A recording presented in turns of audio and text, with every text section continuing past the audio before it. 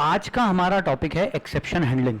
अब exception handling को समझने के लिए पहले एक प्रोग्राम, एक एग्जाम्पल देखते हैं, तो अपने आप सारे टर्म्स और सारी चीज़ें क्लियर होगी और नेसेसिटी भी क्लियर होगी। इसके बाद we will be coming to the theory part. Okay, so let's see. मैंने यहाँ पे दो वेरिएबल्स बनाए, इंट ए, ठीक है, और एक बनाया int b. There are two variables. I could have definitely created declare them on the same line, कर सकते थे, बट फिलहाल मैंने ऐसा करा है। और मैं इनमें दो नंबर्स यूजर से इनपुट लूंगा। सो मैंने लिखा import Java dot util dot star. मतलब हम स्कैनर का यूज करेंगे basically, because scanner is the most easiest one to take input from. Scanner S C is equal to new scanner system dot in, ये object बन गया। अब let's print some message on the screen कि please enter number 1।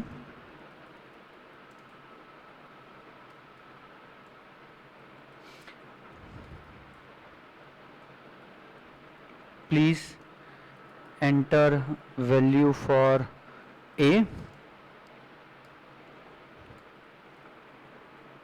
Then please enter value for B. ठीक है, ए में value input लेनी है तो A is equal to S C dot next int, ये इनपुट में आ गई value, and the same applies over here. Okay, this is it. दो नंबर्स इनपुट में आ गए। अब एक छोटा सा काम करना है अपने को, तो बस इन दो नंबर का डिवीजन करवाना है, स्क्रीन पे प्रिंट करवाना है। Int c is equal to a divided by b. ठीक है, this is the simple code for dividing, division, a divided by b, that's it. और इसके बाद जो रिजल्ट आया प्रिंट करवाना है स्क्रीन के ऊपर आपको। System dot out dot println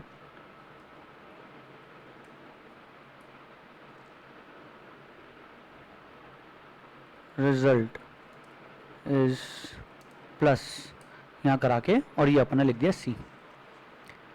ठीक है, परफेक्ट, कोई दिक्कत? चला के देखें इस चीज को, चलेगा? किसी को कोई परेशानी? हाँ, यहां पे डिवीजन में दिक्कत जाएगी। मैंने 5 डिवाइडेड बाय 2 करा तो स्क्रीन पे प्रिंट क्या होगा? फटाफट। Okay, definitely what will get printed is 2। हमको चाहिए 2.5, प्रॉपर डिवीजन का आंसर आना चाहिए। ठीक है, 2.5। तो उस केस में हमें क्या करना पड़ेगा? हमें सब फ्लोट या डबल टाइप के लेने पड़ेंगे, और इनपुट भी हम वैसे ही लें, डिवीजन भी हो जाएगा, कोई दिक्कत नहीं आएगी। अभी फिलहाल लेकिन इसको सिंपल रख रहे हैं, इसको ऐसे ही चलने देते हैं। अपने को पता है कि 2 आएगा, ठीक है, नो इश्यूज। आपको पता होना चाहिए कि इंटीजर और इंटीजर का डिवीजन जब होता है तो आंसर इज ऑलवेज इंटीजर। ये हम 10th क्लास में भी देख चुके हैं। ये मैंने प्रोग्राम को कंपाइल किया, ये मैं प्रोग्राम को रन कर रहा हूँ, एक्सट्रीमली सॉरी। जावा सी डेमो 2, इसमें क्लास का नाम भी चेंज कर देता हूँ, डेमो 2 डॉट जावा, जावा स्पेस डेमो 2 रन कर रहा हूँ।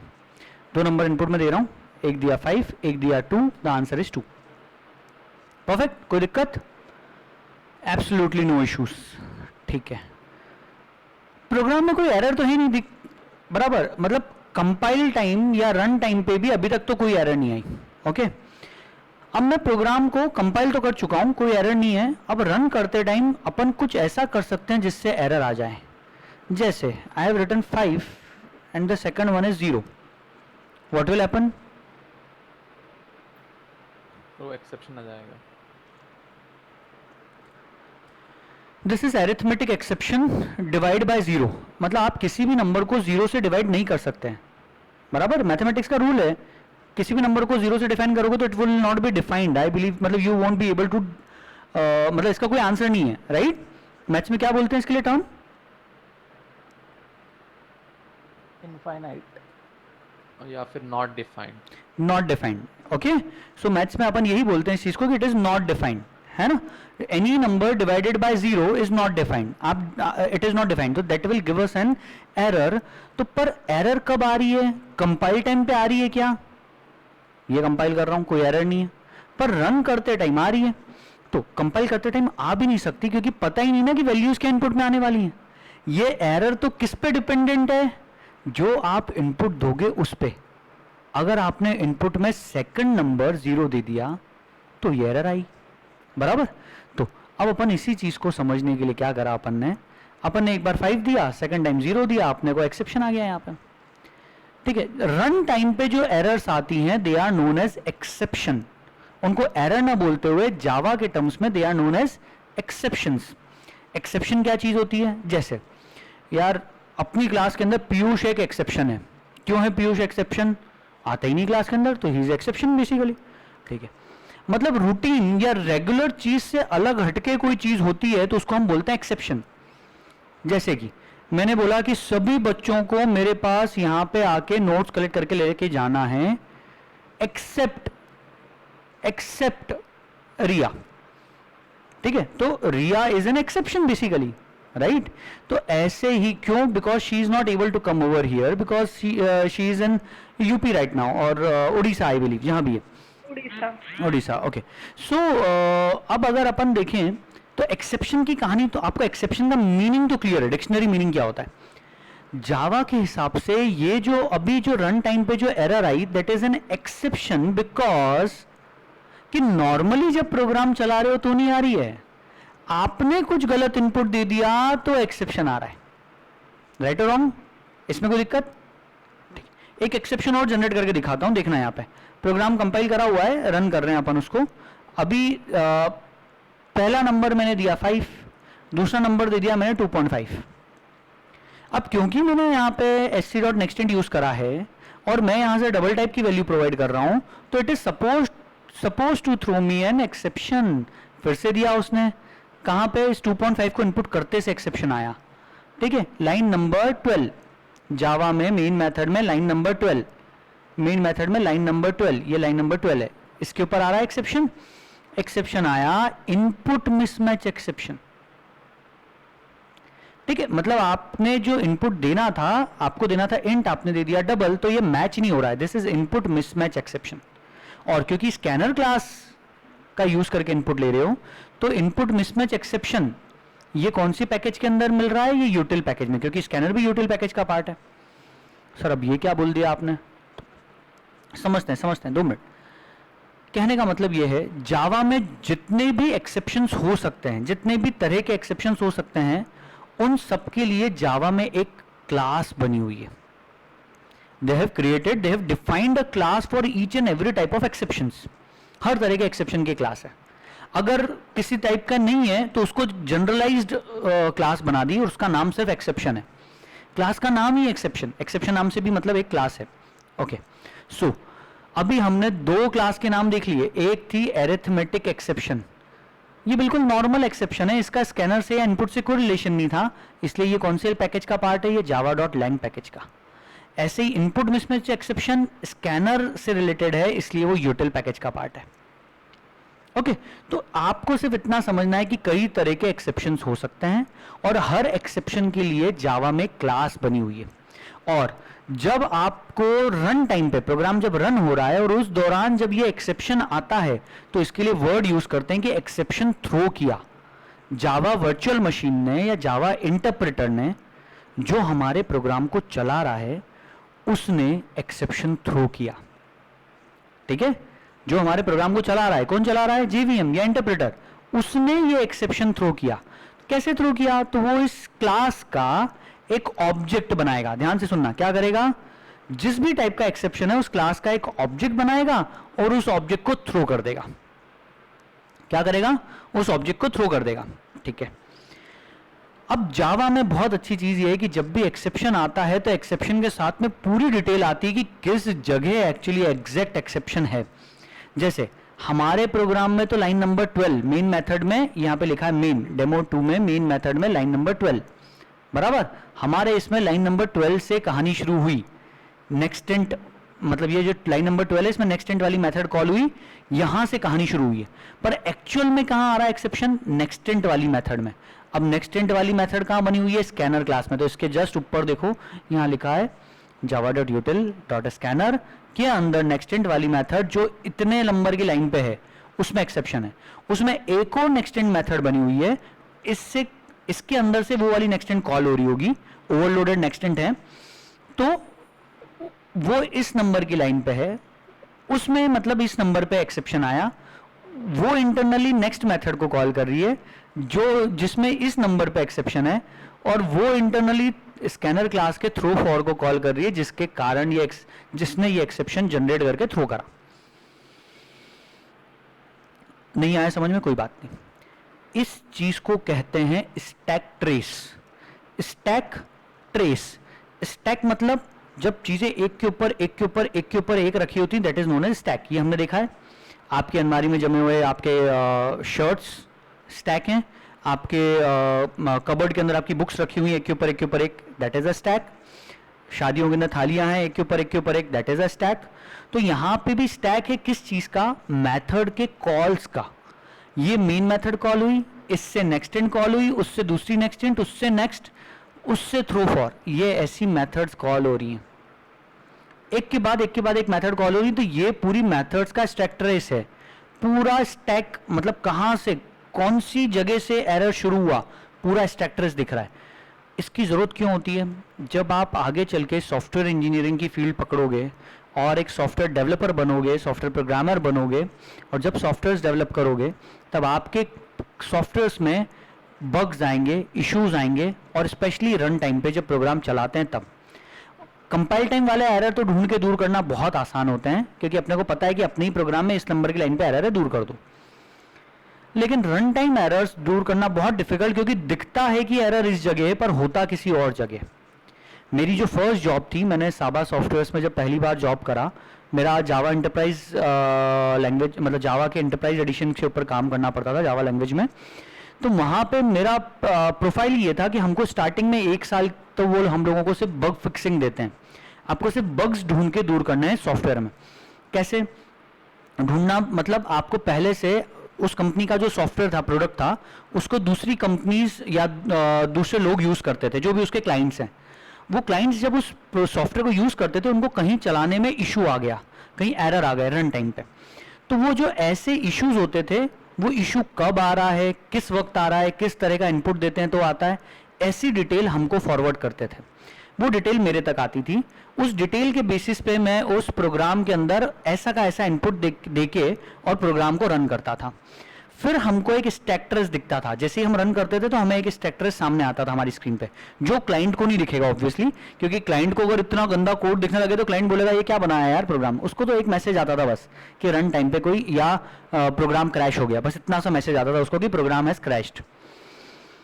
ठीक है। सो अब हमको जब ये पूरी स्टैक ट्रेस दिखती थी तो हम इसके बेसिस पे पता करते थे कि एक्चुअल एरर किस जगह से अराइज हुई, और वहां से जाके हमको उस कोड में ये चीज फिक्स करनी पड़ती थी। ठीक है, इस तरह का काम था। तो आपको आज प्रैक्टिकली हो सकता है जरूरत ना पड़े, लेकिन जब आप सॉफ्टवेयर कंपनी में जॉब करोगे तब 100% आपको इस चीज की जरूरत पड़ेगी। सबसे पावरफुल टूल जावा के साथ में जो अवेलेबल है दैट इज एक्सेप्शन हैंडलिंग। ठीक है, जावा में सबसे अच्छी फैसिलिटी जो हमको दी है, it is one of the best facilities exception handling की। मतलब कि जब ऐसा एक्सेप्शन अराइज होता है तो हम ऐसे एक्सेप्शन को हैंडल कर सकते हैं। कैसे? नहीं समझ में आया? देखो, अभी आप ध्यान से देखो, मैंने 2 नंबर इनपुट में दिए, तो प्रोग्राम यहां पे क्रैश हो गया, आगे चला क्या, आगे कंटिन्यू हुआ क्या? मतलब चलो ठीक है, इस लाइन पे एरर आ गई, आगे चलता ना भैया, ये लाइन चलती, या फिर चल रिजल्ट प्रिंट करता। अच्छा चल रिजल्ट नहीं भी प्रिंट करता तो मान लो मैंने एंड में लिख रखा है ऐसा कुछ, एंड ऑफ प्रोग्राम, मैंने लास्ट में ऐसा कुछ मैसेज प्रिंट करा है, तो कम से कम एंड ऑफ प्रोग्राम तो प्रिंट हो, बाकी चलो कुछ भी ना चले पर एंड ऑफ प्रोग्राम तो लिखा हुआ जाए, इसमें तो कोई दिक्कत नहीं। पर जब भी रन टाइम पे एक्सेप्शंस आते हैं तो प्रोग्राम वहीं पे क्रैश हो जाता है, आगे नहीं बढ़ता है। आपको ध्यान हो तो हमने पढ़ा था इंटरप्रेटर जो होता है, this is interpreter, JVM is an interpreter. Interpreter क्या करता है कि जब भी एक्सेप्शन आया, जहां भी एक्सेप्शन आया वहीं पे चौड़ा होकर बैठ जाता है। ये बैठ गया यहाँ पे, पहली लाइन पे फेल गया इस बार, मतलब अपन ने पिछली बार क्या करा था, पहले ए की वैल्यू तो ठीक दी थी, बी की गलत दी थी, तो उसके बाद वो वहीं पे क्रैश हो गया। यहां पे हमने जब पहली वैल्यू गलत दे दी तो वहीं क्रैश हो गया, बी की वैल्यू तो इनपुट में नहीं ली, और एंड ऑफ प्रोग्राम भी लिखा हुआ नहीं आया। अब हमारी रिस्पॉन्सिबिलिटी ये है कि प्रोग्राम में क्या होना चाहिए। एक्चुअली एक अच्छा प्रोग्रामर वो होता है जो आने वाले एक्सेप्शंस को, कि क्या एक्सेप्शंस अराइज हो सकते हैं, उनके लिए पहले से सोच के कुछ हैंडलिंग कर ले। क्या बोला मैंने? पहले से मैं प्री प्लानिंग रख के सोच के हैंडलिंग कर दूं, ये एक अच्छे सॉफ्टवेयर डेवलपर की या प्रोग्रामर की रिस्पॉन्सिबिलिटी है। तो हमें भी यहां यही करना है। आपने पहले से नहीं सोचा होगा कभी भी कि इस प्रोग्राम में ऐसा कुछ हो सकता है, लेकिन आज मैं आपको सोचने पे मजबूर किया, मैंने बताया और सामने अराइज भी करे आपको, है ना? अपने एक्सेप्शंस अराइज करके भी देखे कि किस सिचुएशन में आते हैं। तो अब आपको उन पर्टिकुलर सिचुएशंस के लिए यहाँ पे किसी तरह की कोई हैंडलिंग करनी चाहिए, ठीक है? अनडाउटेडली आप एक हैंडलिंग ये कर सकते हो कि यहाँ पे इफ एल्स वाली कंडीशन लगा लो कि अगर ए की वैल्यू ऐसी आई या बी की ऐसी आई तो बी 0 आ गया तो आगे डिवीजन मत करो, तो आप बच जाओगे। लेकिन व्हाट अबाउट इनपुट में लेना है हमें इंटीजर, लेकिन किसी ने फ्लोट दे दिया, अब यहां तो एक्सेप्शन ही आएगा ना, यहां तो इफ एल्स नहीं लगा सकते हम। सो ऐसी बहुत सारी सिचुएशंस जो हमको पता ही नहीं है कि क्या क्या अराइज हो सकती, उन चीजों से निपटने के लिए, बचने के लिए हम एक्सेप्शन हैंडलिंग की मदद लेंगे, सहारा लेंगे। कैसे? आज यही शुरुआत करते हैं। I believe everybody is able to understand. अभी ये तो समझ में आ गया कि स्टैक ट्रेस क्या होता है, और ये रन टाइम पे आता है। रन टाइम मतलब जब भी एक्सेप्शन जनरेट होगा उस टाइम पे एक स्टैक ट्रेस दिखेगा। स्टैक ट्रेस क्यों कहते हैं? क्योंकि इसके थ्रू हम ट्रेस कर सकते हैं कि एरर किस जगह से अराइज हुआ। ट्रेसिंग का मतलब समझ रहे हो? वो एक स्पाई आपको ऐसा दिखेगा जो एक मैग्नीफाइंग लेंस लेके सबूत ढूंढ रहा है, ही इज ट्रेसिंग दी मतलब प्रूफ्स, कुछ मिल जाए उसको। ओके, सो यहां पे हम भी वही कर रहे हैं, वी आर ट्रेसिंग इट। हम लोग ट्रेस करेंगे कि एक्चुअली एरर किस जगह पे आ रहा है। ओके, तो that's why it is known as stack trace. Okay, so सबसे बड़ा बेनिफिट एक्सेप्शंस जब अराइज होते हैं तो हमें एक स्टैक ट्रेस प्रिंट होता है सामने, जिससे हम पता कर पाते हैं कि एक्सेप्शन कहां आ रहा है। अब ये तो लाइब्रेरी की क्लासेस हैं, बाकी स्कैनर क्लास हमने तो सिर्फ मेन मेथड ही बनाई है और डेमो वाली क्लास बनाई है। तो हम क्या करेंगे, बेसिकली हम अभी मान के चलेंगे कि जो एक्सेप्शन आया वो हमारे कारण और हमारे प्रोग्राम में ही हो सकता है, लाइब्रेरी के किसी फंक्शन में नहीं हो सकता। अच्छा, ये कंपलसरी नहीं है कि लाइब्रेरी के किसी फंक्शन में एक्सेप्शन नहीं हो सकता है, हो भी सकता है लाइब्रेरी किसी फंक्शन में। उस केस में हमें जावा वालों को रिपोर्ट करना पड़ेगा, ओरेकल कंपनी को हम रिपोर्ट करेंगे, भैया इस पर्टिकुलर सिचुएशन में एक ईमेल बना के प्रॉपर ड्राफ्ट करके उनको अपन सेंड कर सकते हैं कि आप मतलब ओरेकल में जावा के इस वाली लाइब्रेरी में, इस वाली क्लास में, इस वाले वर्जन में हम जो जावा का 16th वर्जन यूज कर रहे हैं उसमें इस जगह पे जाके एरर आती है। ऐसी सिचुएशन में आप बिल्कुल उनको सेंड पेमेंट करेंगे क्या? हो सकता है, I am not sure, it is difficult. हाँ, हो सब बिल्कुल होता है। फेसबुक और कुछ कंपनीज, गूगल, ये उनके बग्स आइडेंटिफाई करने के लिए आपको कुछ चीजें पे करती हैं। आई डोंट नो जावा वाले विल ऑफर यू और समथिंग और नॉट। हो सकता है दे में ऑफर यू अ जॉब, ठीक है, पेमेंट नहीं करें लेकिन जॉब ही ऑफर कर दें सीधे से। ओके, सो कहने का मतलब ये है कि मेनली अभी अपन मान के चलेंगे कि जो एक्सेप्शन जनरेट हो रहा है अभी फिलहाल हमारे कारण, हमारे प्रोग्राम में ही हो रहा है, क्योंकि उनकी लाइब्रेरी में एक्सेप्शन जनरेट होने के चांसेस बहुत कम है, क्योंकि वो पहले से टेस्टेड हैं, उन्होंने टेस्टिंग कर रखी है हर तरह की पहले उनकी लाइब्रेरी पे। जब भी लाइब्रेरी में कोई नया क्लास या नया फीचर या नया फंक्शन ऐड करते हैं, पहले उसकी भरपूर टेस्टिंग होती है, उसके बाद उसे ऐड किया जाता है और फिर उसे पब्लिश किया जाता है। पब्लिश बोले तो उसके बाद उसको ऑनलाइन अपलोड किया जाता है ताकि आप लोग नया वर्जन डाउनलोड करके यूज कर सको। ठीक है, सो हमें अब गलतियां अपने प्रोग्राम में ढूंढनी और अपने प्रोग्राम में फिक्सिंग करनी। So let's start. अब सबसे पहले तो हमको पता है कि एरर किस जगह आने वाला है, exception a divided by b पे एक्सेप्शन आने के चांसेस हैं। तो जिस लाइन पे चांस है आने के, अभी फिलहाल अपन से वो डिवाइड बाय 0 वाले एरर को पकड़ रहे हैं, एक एक करके बाकी चीजें देखेंगे। ठीक है, जिस लाइन पे एरर आने के चांसेस हों उस चीज को एक ब्लॉक में इंक्लोज कर दो। ठीक है, उसको क्या करो, एक ब्लॉक बना के इंक्लोज करो। जैसे मैंने ब्लॉक बनाया ट्राई, सबसे पहले लिखा ट्राई और ट्राई का ब्लॉक बनाया। ठीक है, और यहां पे ट्राई के ब्लॉक को क्लोज कर दिया। ब्लॉक बनाया तो इंडेंटेशन करना पड़ेगा। ठीक है, आमतौर पे ट्राई कैच के लिए यूजुअली इस तरह का सिंटेक्स लिखा जाता है कि ट्राई का ब्लॉक ट्राई के जस्ट बाद शुरू होता है। आमतौर पे ऐसा करते हैं, कंपलसरी नहीं है, आप नेक्स्ट लाइन पे भी लिख सकते हो, कोई दिक्कत नहीं। ठीक है, पर majority places you will find it written like this. जैसा मैंने पहले बताया, जावा में दुनिया में दो तरह के लोग हैं, एक जो जस्ट ओपनिंग ब्रैकेट के नीचे क्लोजिंग ब्रैकेट लगाते हैं और दूसरे जो इस ओपनिंग ब्रैकेट को उसी लाइन की स्टार्ट एंडिंग में लगाएंगे। लगा सकते हो, कोई दिक्कत नहीं, जैसे हमने ट्राई में लगाया। ओके, इतनी कहानी समझ में आई। ट्राई का मतलब है कि हम यहां ट्रायल में डाल रहे हैं, this statement is in trial. अगर इसमें कोई एरर या एक्सेप्शन आया तो हम उसको हैंडल कर रहे हैं, इसीलिए हम उसको ट्राई में डाल रहे हैं। बाकी स्टेटमेंट को नहीं डाला, सिर्फ इसको ट्राई में डाल रहे हैं। ठीक है, बाकी को भी डाल पाएंगे, देखेंगे आगे धीरे धीरे करके। अब ट्राई करा, ट्राई करने के बाद अब आपको क्या करना है, ट्राई करने के बाद अब आप इस स्टेटमेंट में या इस ब्लॉक में, इस ट्राई वाले में आपने 1 2 3 4 5 जितने भी स्टेटमेंट लिखे, उनमें जो जो एक्सेप्शंस आ सकते हैं उन एक्सेप्शंस के लिए यहां पे आपको कैच लगाना है।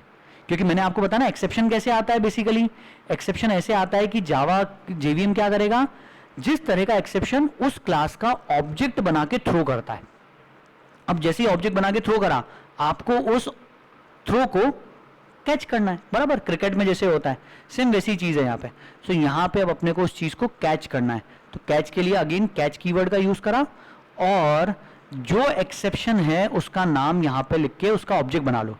ये समझो कि ये कैच एक तरह का फंक्शन है, तो फंक्शन के आगे अपन यहाँ पे क्या लिखते हैं, पैरामीटर्स डिफाइन करते हैं। बस वैसे के वैसे यहाँ पे पैरामीटर डिफाइन करो, जैसे मैंने लिखा एरिथमेटिक एक्सेप्शन, ठीक है। डिवाइड बाय 0 किस तरह का एक्सेप्शन है, उसकी क्लास का नाम क्या है, एरिथमेटिक एक्सेप्शन, ठीक है। इसके वेरिएबल का नाम रख दिया एई, जो आपको नाम देना है। पैरामीटर बना रहे हैं ना, तो पहले डेटा टाइप लिखा, क्लास का नाम मतलब data type, and then we have given parameter, variable का नाम आइडेंटिफायर, ओके। नाउ कैच का भी ब्लॉक बना सकते हो कि अगर अगर अगर इस स्टेटमेंट में कोई एक्सेप्शन आए तो उसके साथ क्या करें, तो प्रोग्राम को क्रैश मत करो, उसकी जगह यहां पे अपन जो करवाना चाहते हैं वो लिख दें। उसकी जगह अपन ये चाहते हैं कि सी की वैल्यू 0 असाइन करना चाहते हैं सी में, ठीक है, ठीक है। तो अब यहां पे क्या है कि सी के अंदर आपने 0 असाइन करा, लेकिन सी नाम का वेरिएबल कहां डिक्लेयर्ड है, वो डिक्लेयर्ड है इधर, और हम सी को यूज यहां पे बाहर भी कर रहे हैं, इधर भी कर रहे हैं। तो इस केस में हमें क्या करना पड़ेगा, सी को एक काम करो, डिक्लेयर पहले कर दो। तो मैंने पहले से डिक्लेयर कर दिया int c is equal to 0, ऐसा लिख के अपन छोड़ देते हैं। अब सी में 0 तो डाल ही दिया है पहले से ही, तो अगर इस जगह एक्सेप्शन आया भी तो सी में पहले से क्या रहेगा, 0 रहेगा। तो यहाँ सी इज इक्वल टू 0 लिखने की जरूरत नहीं, कुछ और लिख लेते हैं, है ना, सेफ और ट्रायल। अपन यहाँ पे कुछ डाल देते हैं, system dot out dot println, अपन अपनी तरफ से कुछ मैसेज लिख देते हैं, ठीक, अपनी तरफ से अपन मैसेज लिख देते हैं, डिवाइड बाय 0 एक्सेप्शन हैंडल्ड, हमने इस एक्सेप्शन को हैंडल कर दिया, ये हमारा मैसेज है। ये स्क्रीन पे अगर एक्सेप्शन आया तो स्क्रीन पे ये मैसेज प्रिंट होगा, नहीं तो नहीं होगा, ओके, ठीक है। अभी वापस ध्यान से देखना, a b c 3 variables declare करें, ए और बी में 2 नंबर इनपुट में लिए, इनका जब डिवीजन करना है, क्योंकि उस जगह एक्सेप्शन आ सकता है इसलिए उस लाइन को किस में लिख दिया, ट्राई वाले ब्लॉक में, और जिस तरह का एक्सेप्शन अराइज हो सकता है उसको कैच में यहां पे कैच कर लिया, ठीक है, ये कैच कर दिया। अब इसको सेव करा and let's compile the programme.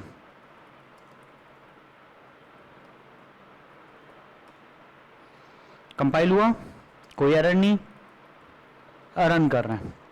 Run करते टाइम अब मैंने वैल्यू दी, वापस अपनी हुई 5 2, तो नॉर्मल जैसे प्रोग्राम चलता है चल रहा है, ठीक है, नॉर्मल अपना प्रोग्राम, सबसे पहले नॉर्मल चला के दिखा रहा हूं आपको, ओके।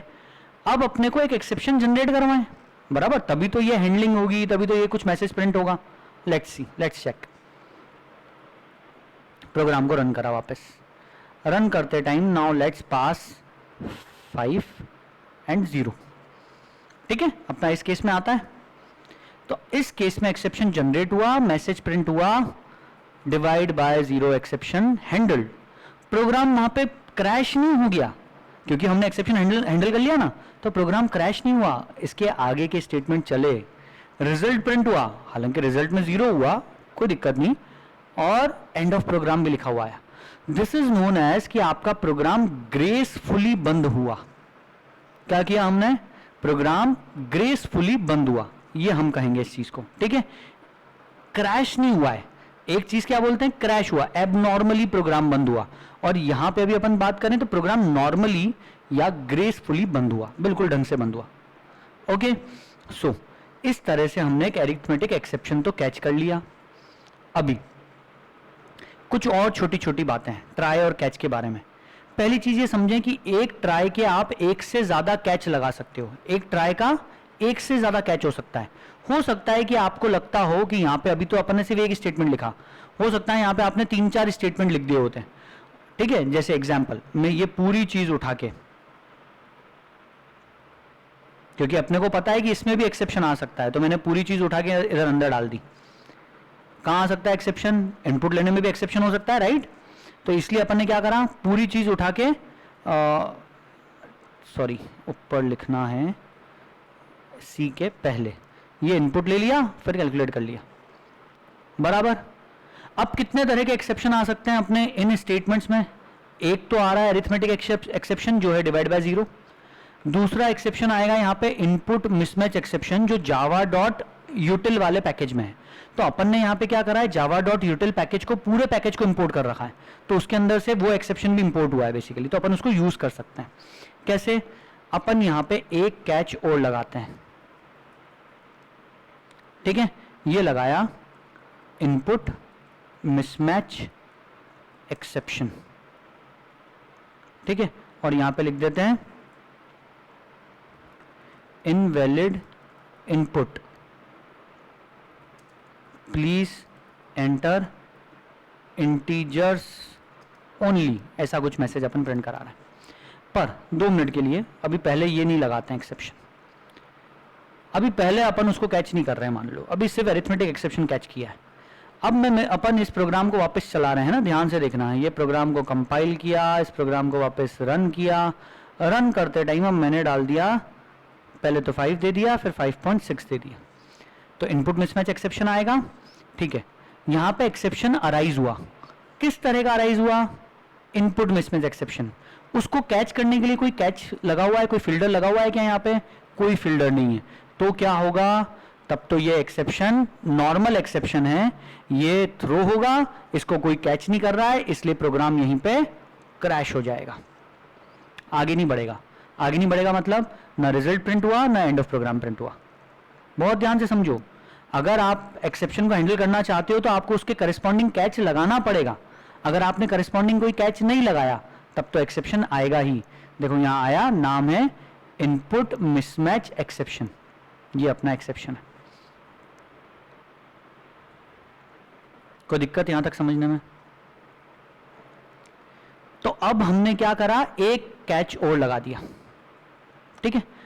अगर सिर्फ एक ही कैच लगाना अलाउड होता तो हम 2 में से 1 लगा पाते, 2 में से 1 लगाते तो मान लो अगर मैंने लगाया होता सिर्फ अरिथमेटिक एक्सेप्शन तो इनपुट मिसमैच एक्सेप्शन के केस में प्रोग्राम क्रैश हो जाता। अगर मैंने सिर्फ इनपुट मिसमैच एक्सेप्शन वाला ही कैच लगाया होता, ये नहीं लगाता, तो अगर कोई बी की वैल्यू 0 दे देता तो प्रोग्राम क्रैश हो जाता। तो इसीलिए जावा में फैसिलिटी है कि आप एक ट्राई के एक से ज़्यादा कैच लगा सकते हो। जैसे क्रिकेट में होता है, एक से ज़्यादा फील्डर्स लगे होते हैं अलग अलग लोकेशन पे, अलग अलग तरह, मतलब अलग अलग जगहों पे कैच करने के लिए, अलग अलग सिचुएशंस में कैच करने के लिए। ओके परफेक्ट, ठीक है। अब अपन अपने प्रोग्राम को कंपाइल करते हैं, फिर से रन करते हैं इस बार।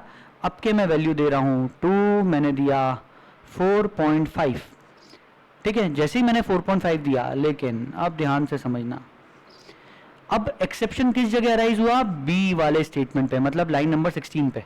तो उसके बाद वाला स्टेटमेंट नहीं चलेगा, ट्राई में उसके अंदर जो लिखे हैं वो नहीं चलेंगे, चलना भी नहीं चाहिए, क्योंकि जब बी में इनपुट ही नहीं आया तो आगे का स्टेटमेंट चला के मिलेगा क्या आपको? ठीक है। तो यहां से एक्सेप्शन थ्रो होगा और इधर मैचिंग शुरू होगी कि अच्छा ये वाला एक्सेप्शन है क्या? नहीं, फिर अगले वाले से मैच करेगा, क्या ये वाला एक्सेप्शन है? हाँ, तो उसके करस्पॉन्डिंग उसमें जाएगा, मैसेज प्रिंट करेगा और आगे के स्टेटमेंट्स चलेंगे ये, ठीक है। ये चला invalid input, please enter integers only, ये मैसेज लिखा हुआ आया, उसके बाद रिजल्ट 0 प्रिंट हुआ और एंड ऑफ प्रोग्राम। इसके बाद के स्टेटमेंट नहीं चले, c is equal to a divided by b नहीं चला, चला होता तो यहां पे भी एरर आ जाती, दिक्कत आ जाती। क्यों दिक्कत आती? क्योंकि भैया बी में तो कोई वैल्यू असाइन ही नहीं हो पाई ना, और आप अगर उसको यूज कर लेते तो दिक्कत आ जाती। तो इसीलिए अगर एक ट्राई में, बहुत ध्यान से सुनना, अगर एक ट्राई में एक से ज्यादा आपने स्टेटमेंट्स लिख रखे हैं, ये लिखे हमने एक से ज्यादा स्टेटमेंट्स, इनमें अगर किसी बीच वाले स्टेटमेंट में एक्सेप्शन आ गया तो उसके बाद के स्टेटमेंट्स नहीं चलेंगे ट्राई के। ध्यान से सुनना, क्या बोला मैंने? ट्राई के अंदर उसके बाद के स्टेटमेंट नहीं चलेंगे, जिस स्टेटमेंट पे एक्सेप्शन आया उसके बाद का कोई भी नहीं चलेगा, ठीक है। फिर वो कैच ढूंढेगा मैचिंग का, अगर मैचिंग का कैच मिल गया तब तो उस कैच के अंदर का स्टेटमेंट चल जाएगा और आगे का प्रोग्राम कंटिन्यू करेगा। अगर कोई मैचिंग का कैच नहीं मिला तो आगे का प्रोग्राम भी कंटिन्यू नहीं करेगा, वहीं पे क्रैश हो जाएगा प्रोग्राम। ठीक है, सारी चीजें मैंने आपको बताई।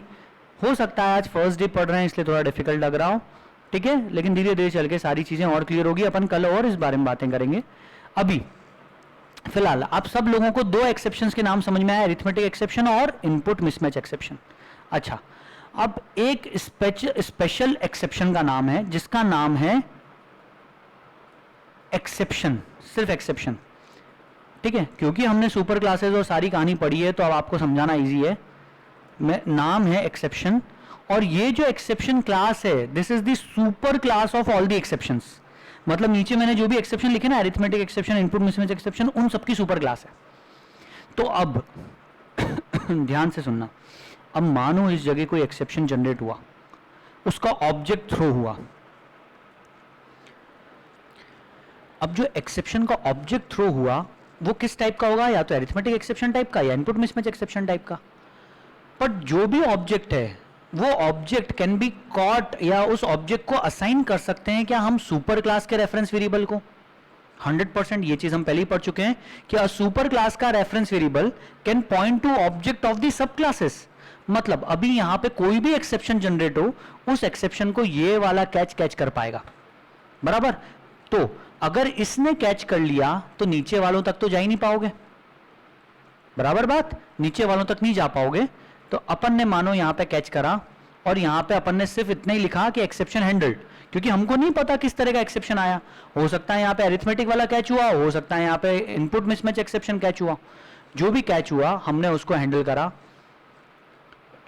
लेकिन क्या एरर आया उसको ढंग से पढ़ो। एरर में आया कि आपने जो एक्सेप्शन लिखा है arithmetic exception has already been caught, आप इसको पहले से कैच कर चुके हो।